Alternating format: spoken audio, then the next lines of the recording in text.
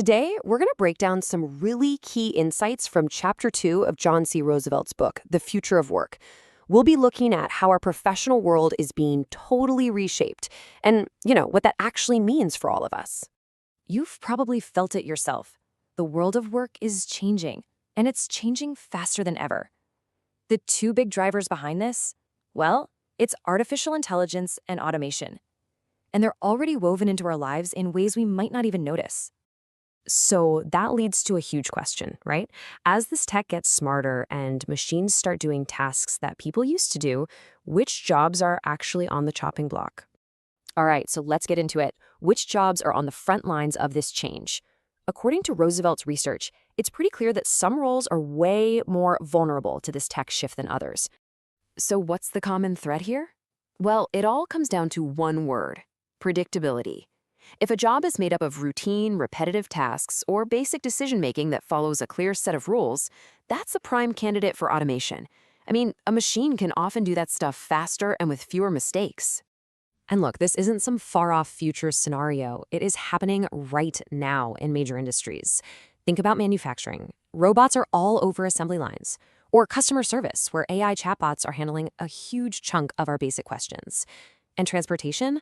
Self-driving vehicles and delivery drones are definitely not just science fiction anymore. Yeah, and the ripple effect just keeps going. The retail world is all in on self-checkout and automated inventory. In a typical office, software is taking over things like data entry and scheduling. Even farming is getting a high-tech makeover, with advanced machines handling planting and harvesting. This table really breaks it down nicely. In manufacturing, you've got robots working 24/7 with incredible precision. In customer service, AI bots take care of the simple stuff so human agents can tackle the tougher problems. Self-driving tech is poised to completely change logistics. And in retail, it's all about making things more efficient. But here's a really important pivot in the conversation. It's not just about jobs disappearing. It's really about jobs transforming. While some tasks are being automated, the very nature of our work is changing.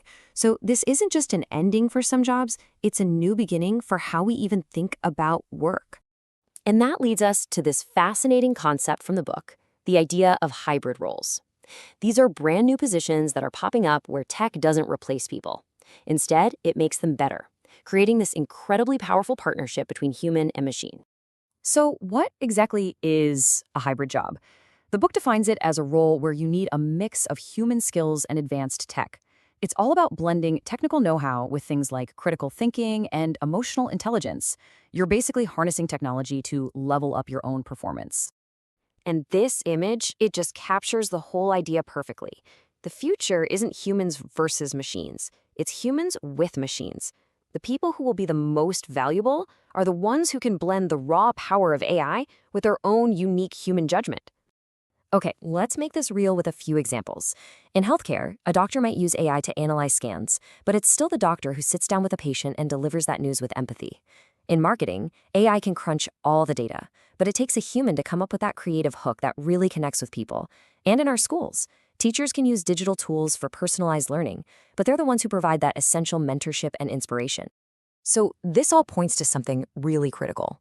If all the routine stuff is getting automated, what should we be focusing on? Well, it's the skills that technology can't replicate. This is what the book calls the human advantage. And this comparison really spells it out. Machines, they're incredible at processing huge amounts of data, finding patterns, and doing the same thing over and over without getting tired. But us humans, we excel where things get messy, where you need emotional intelligence, real creativity, and the ability to solve complex, ambiguous problems. There's a great quote from John C. Roosevelt in the book that hits this nail on the head. He says that creativity is at the very heart of things like entrepreneurship and marketing, the areas where humans still have a massive edge over technology.